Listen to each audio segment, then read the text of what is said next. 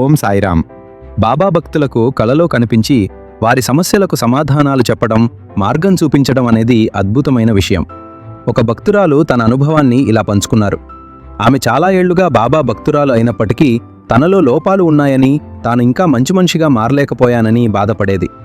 ఎంత ప్రయత్నించినా మారలేకపోతున్నానని, బాబా తనను ఇష్టపడరేమోనని కూడా అనుకునేదట. ఒకరోజు తన వైఫల్యాలను తలుచుకుని చాలా ఏడ్చింది. అప్పుడు ప్రేమతో బాబా తన కలలో కనిపించాలని మనస్ఫూర్తిగా కోరుకుంది. ఆశ్చర్యకరంగా ఆమె కలలో బాబా దర్శనమిచ్చి తనపై ఎంతో ప్రేమను కురిపించారట.